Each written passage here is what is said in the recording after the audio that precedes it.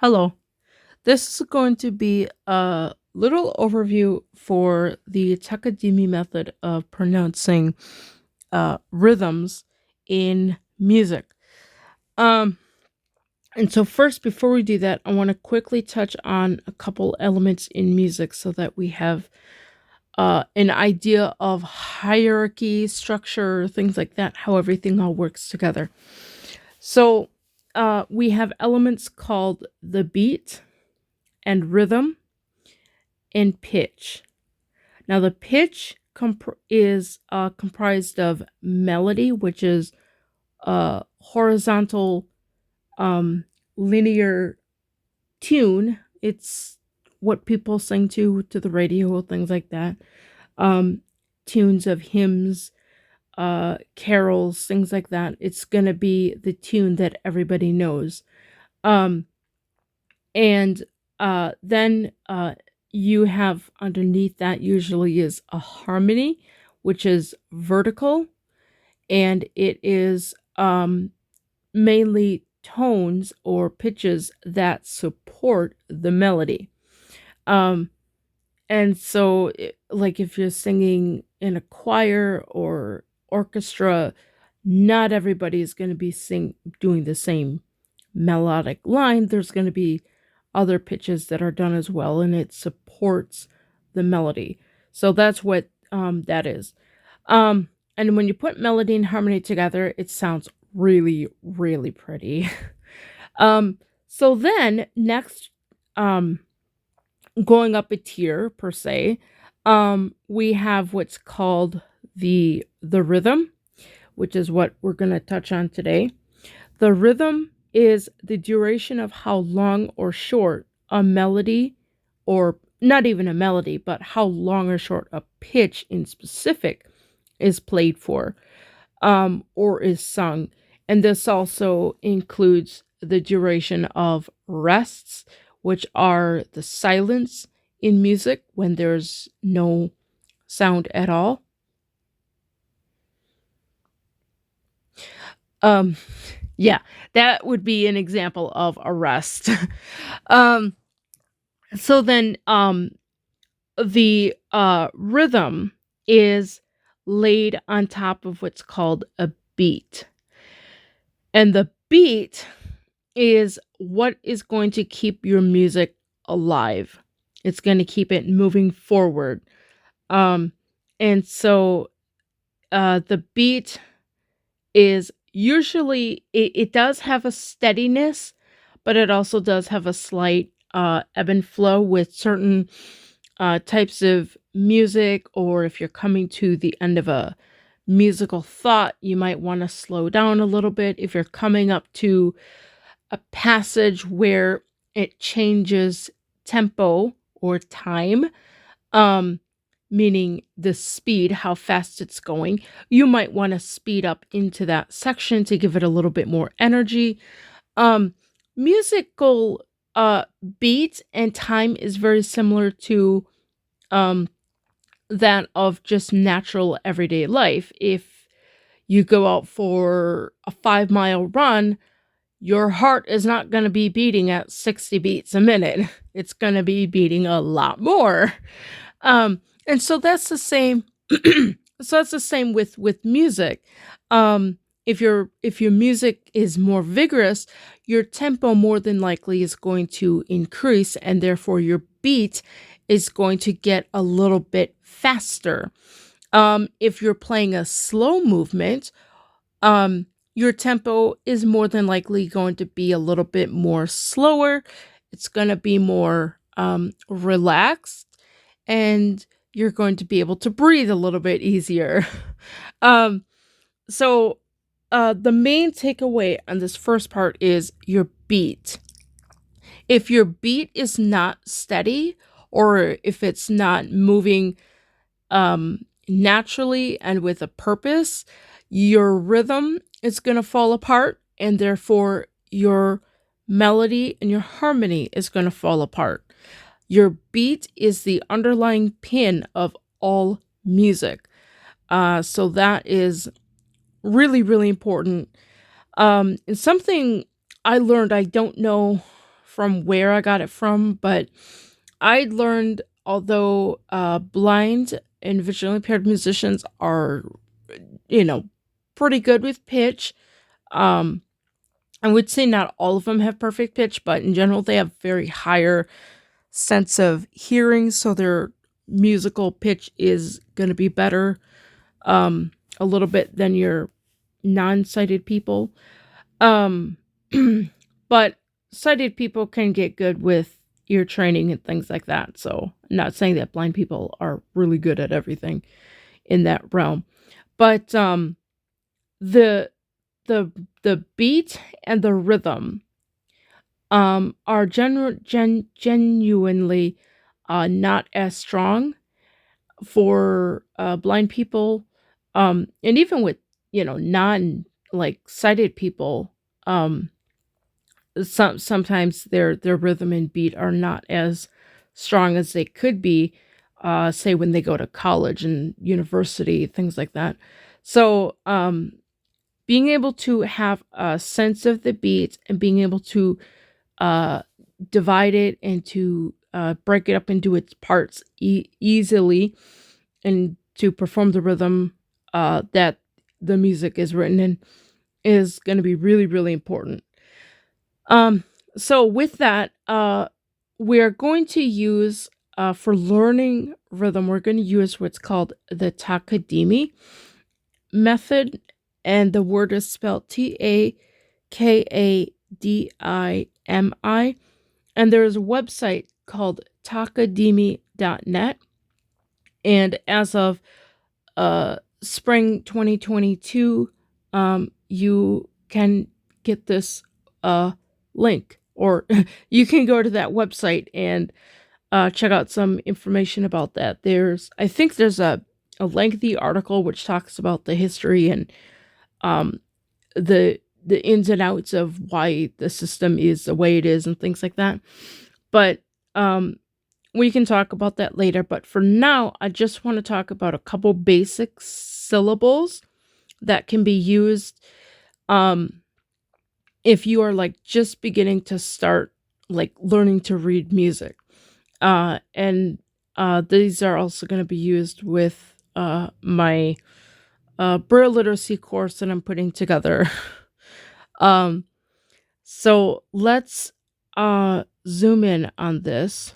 Now, on this chart in front of me, we have we have got a column of time signatures, beats, divisions, and subdivisions. Um, I'm not gonna point too much about the notes. If you have sight and you can see them, that's fine. But I just primarily want this to be a listening exercise. Um, and if you really want to have fun with this, um, you could get a blindfold and listen to this without your sight and just focus on listening. Music is a listening art and not a visual art. um so if you want to do that, I would recommend you pause it now. Okay, we are back. And hopefully, if you wanted to get a blindfold or something, scarf, whatever, hopefully you guys can put that on right now while I talk about this. So, in music, we have a beat. And regardless of what duration your beat is going to be, it's going to always say ta. Now, real quickly, I should explain the chart quick. The top part of the chart, the music is divided up into 2, then 4, and that's it. The bottom part of the chart, the music is divided up into 3 and 6. So we're first going to look at the top part, then the bottom part. But the beat for both sections, for the divisions of 2 and 3, it's always going to be pronounced ta. So if I were to tap a beat and say ta on each one, this is what it would sound like. And I'm going to do this in slowly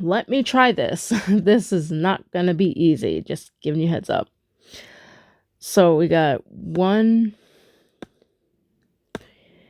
Tava kidi dama tava kidi dama tava kidi dama tava kidi dama tava kidi dama tava kidi dama tava kidi dama tava kidi dama tava kidi dama tava kidi dama tava kidi dama tava kidi dama tava kidi dama.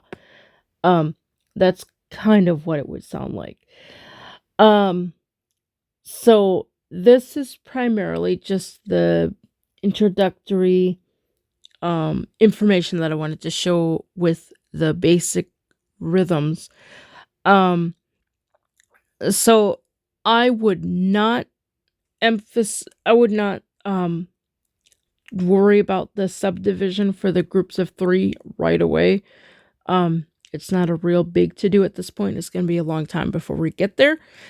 Because this subdivision only works when you have your beat and your divided beat like really, really strong.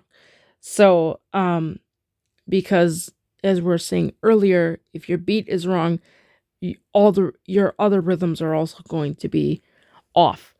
So we're gonna slowly build this up from easiest to hardest, which is the best method of going about this.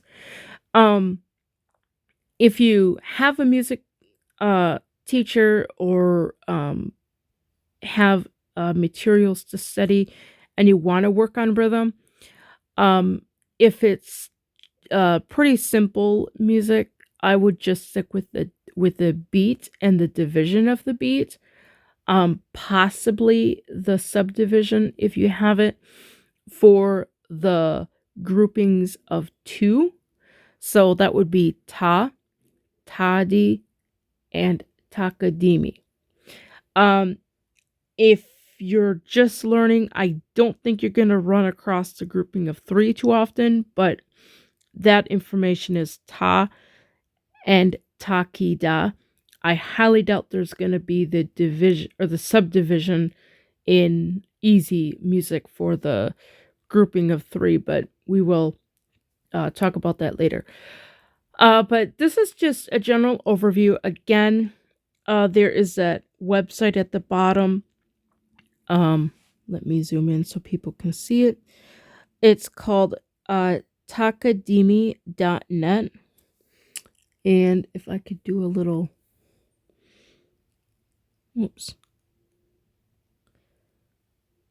down there it is. And my pen isn't working. So that is the website, takadimi.net. You could get this information. You can also find more information on the internet, on YouTube. There's a couple different videos. I do have a playlist called piano and music or something along that lines. Music and piano. There is some information on Takadimi on there, so you could check that out if you would like. Otherwise, the next section I'm going to hit up on is pitch, and we're just going to talk about just the basic syllables that we're going to use for pitch when learning Braille music. So subscribe, and we'll see you in the next video.